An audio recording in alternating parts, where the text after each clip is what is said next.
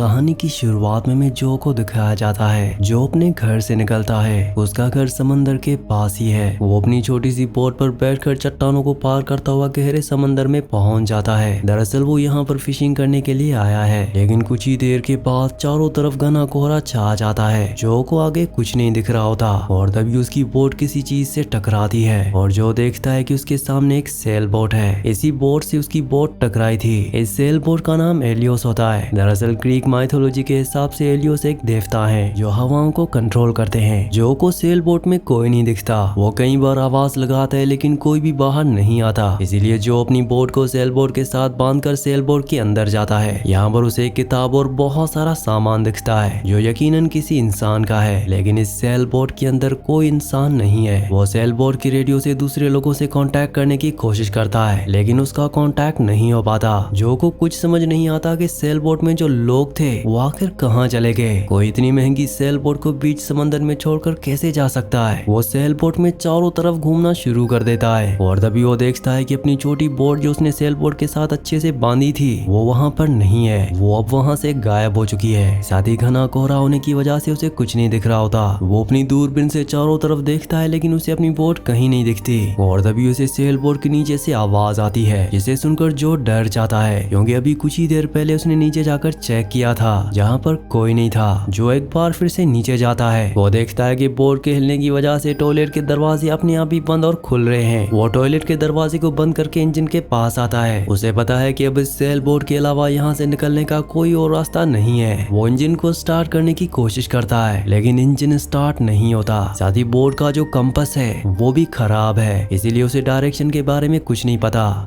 वो एक मैप निकालता है और अपनी लोकेशन से सही डायरेक्शन का पता लगा लेता है, जिसके बाद वो सेल्स को भी खोल देता है ताकि हवा से यहाँ से बोट आगे बढ़ना शुरू हो जाए। लेकिन हवा इस तरह से होती है कि बोट चारों तरफ घूमना शुरू कर देती है। जो समझ जाता है कि उसे किसी भी कीमत पर इंजन को स्टार्ट करना होगा। कई घंटों तक मेहनत करने के बाद वो सेल बोट के इंजन को स्टार्ट कर देता है और अब सेल बोट आगे बढ़ना शुरू हो जाती है। वो दूरबीन से चारों तरफ देखता है लेकिन दूर दूर तक उसे कोई नहीं दिखता और ना ही उसे अपनी बोट दिखती है। वो रेडियो से एक बार फिर से दूसरों से कांटेक्ट करने की कोशिश करता है लेकिन उसका किसी से कांटेक्ट नहीं होता। अब उसे पी करना होता है, इसीलिए वो डेक पर आता है और जब वो पी कर रहा होता है तभी उसे सेल टकराता है, जिससे उसे एक जोरदार धक्का लगता है। वो बोर्ड से नीचे गिरने वाला था कि वही रेलिंग को पकड़ लेता है। अगर वो बोर्ड से नीचे गिर जाता तो वो समंदर में फंस जाता और उसकी मौत हो जाती। इसीलिए वो तय करता है कि नीचे टॉयलेट में जाकर वो पी करेगा और वो टॉयलेट के अंदर पी करने के लिए जाता है और तभी दरवाजा अपने आप ही लॉक हो जाता है। वो लॉक को खोलने की बहुत कोशिश करता है लेकिन लॉक उससे नहीं खुलता।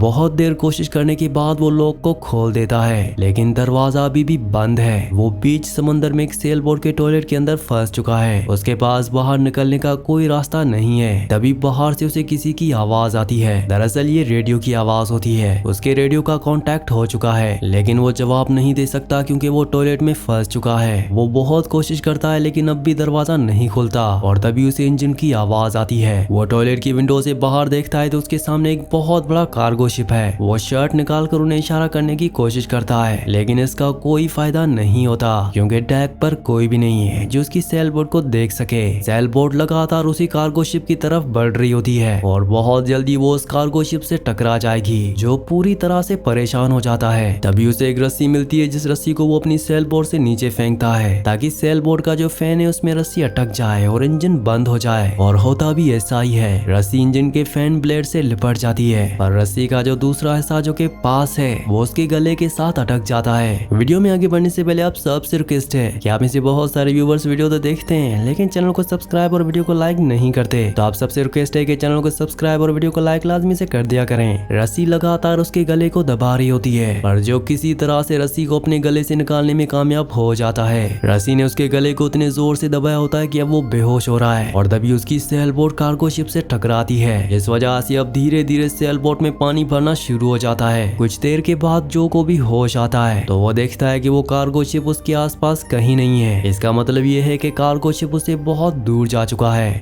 और तभी उसे बाहर किसी के कदमों की आवाज सुनाई देती है, जो सुनकर वो हैरान हो जाता है क्योंकि सेल बोट इतनी बड़ी नहीं है और उसने पूरी सेल बोट को चेक किया था, इसमें कोई नहीं था। जो को लगता है कि ये उसका वहम है। जो की सबसे बड़ी प्रॉब्लम ये होती है कि अभी भी सेल बोट बहुत रफ्तार से आगे बढ़ रही होती है। हालांकि रस्सी से उसने इंजन को बंद कर दिया था, लेकिन सेल बोट की जो सेल है वो खुली हुई है, इसीलिए हवा की वजह से वो बहुत रफ्तार से चल रहा होता है। वो अब किसी भी तरह से इस बोट को रोकना चाहता है, इसीलिए वो एक डंडे से सेल की रस्सी को खींचकर उसे डाउन कर देता है, जिससे सेल बोट रुक जाती है। और जल्द ही वो रस्सी अपने आप ही टूट जाती है और एक बार फिर से सेल बोट हवा की रफ्तार से आगे बढ़ना शुरू कर देती है। जो अब पूरी तरह से फ्रस्ट्रेट हो जाता है क्योंकि उसकी सारी कोशिशें नाकाम हो चुकी हैं और अब टॉयलेट के अंदर पानी भी भरना शुरू हो जाता है। जब वो पानी को टेस्ट करता है तो उसे पता चल जाता है कि ये समंदर का पानी नहीं है, क्योंकि पानी मीठा होता है। जो चिल्ला चिल्ला कर कहता है कि मुझे पता है कि बाहर कोई है, मुझे तुम्हारी हेल्प की कोई जरूरत नहीं है, मैं खुद यहाँ से निकल सकता हूँ। जो को पूरा यकीन हो चुका है कि बाहर जो भी इंसान है वो जो को चोर समझ रहा है, इसलिए उसने जो को यहाँ पर कैद किया है। और अब टॉयलेट के अंदर जो पानी होता है वो अपने आप ही नीचे चला जाता है। कई घंटे बीत जाते हैं। जो को प्यास लगी होती है और एक बार फिर से पानी ऊपर आता है, लेकिन इस बार जब वो पानी को टेस्ट करता है तो वो मीठा नहीं बल्कि खारा पानी होता है। यानी कार्गो शिप से टकराने के बाद जो सेल बोट डैमेज हुई थी, वहाँ से समंदर का पानी सेल बोट के अंदर भरना शुरू हो गया है और धीरे धीरे उसका लेवल बढ़ना शुरू हो जाता है। तभी वो विंडो से बाहर देखता है, सामने एक बहुत बड़ा तूफान होता है। सेल बोट लगातार उसी तरफ बढ़ रही होती है। वो एक डंडे में ब्लेड लगाकर सेल बोट की जो सेल्स होती हैं उनकी रस्सी को काटने की कोशिश करता है, लेकिन कोई फायदा नहीं होता।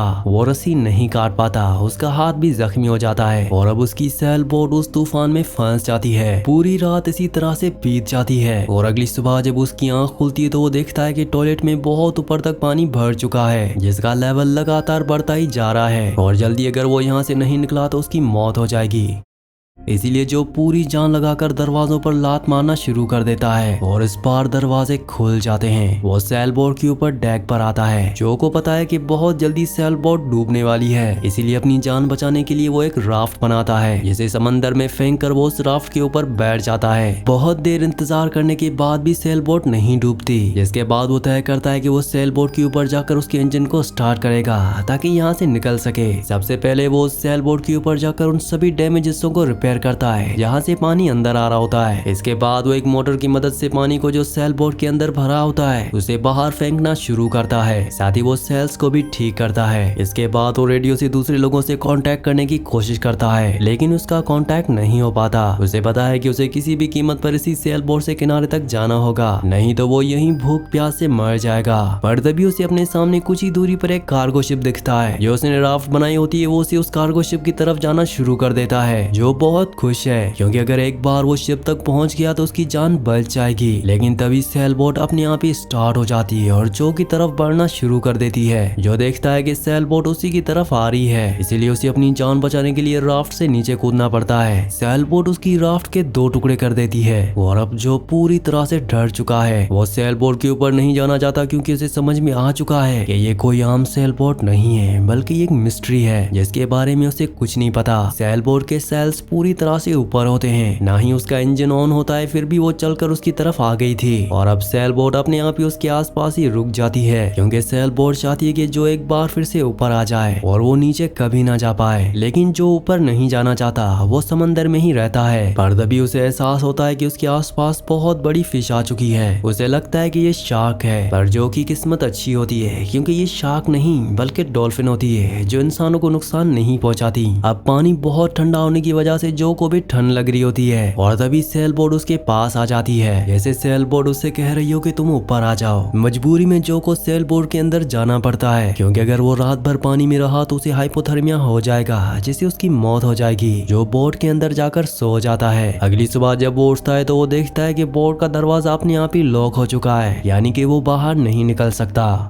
तभी वो टॉयलेट के अंदर देखता है जहाँ पर तल के ऊपर एक छोटा सा कवर लगा होता है। वो उस कवर को खोलता है, तब वो देखता है कि यहाँ से ऊपर जाने का रास्ता है। अब वो उस जगह से ऊपर जाने की कोशिश करता है जहाँ पर उसे एक चाकू भी मिलता है। यहाँ पर कुछ खाने पीने का सामान भी होता है। जो समझ जाता है कि कोई यहाँ पर छुपा हुआ था, जो अब ऊपर जाने की कोशिश कर रहा होता है। लेकिन तभी वो छोटा सा कवर अपने आप ही बंद हो जाता है, जिसका मतलब ये है कि एक बार फिर से जो यहाँ पर छोटी सी जगह में फंस चुका है। साथ ही सेल बोट बहुत तेजी से चल रही होती है। जो जोर जोर से चिल्लाने लगता है कि मुझे छोड़ दो, मुझे जाने दो, मैंने तुम्हारा क्या बिगाड़ा है। और अपने आप ही सेल बोट अगले पल रुक जाती है। सारे दरवाजे भी खुल जाते हैं। जो जब सेल बोट से बाहर आता है तो वो देखता है कि वो एक आइलैंड पर है। ये आइलैंड एक टाउन के पास है जो कि एक अबंडेंट टाउन है। यहाँ पर कोई नहीं रहता। वो उस टाउन में घूमना शुरू कर देता है। यहाँ बस खाली इमारतें होती हैं और तभी उसे इंजन की आवाज आती है। वो देखता है कि सेल बोट अपने आप स्टार्ट होकर यहाँ से जा रही है। वो समझ जाता है कि ये कोई इंटेलिजेंट या फिर सुपरनेचुरल पावर वाली सेल बोट है जिसके अंदर वो फंस गया था।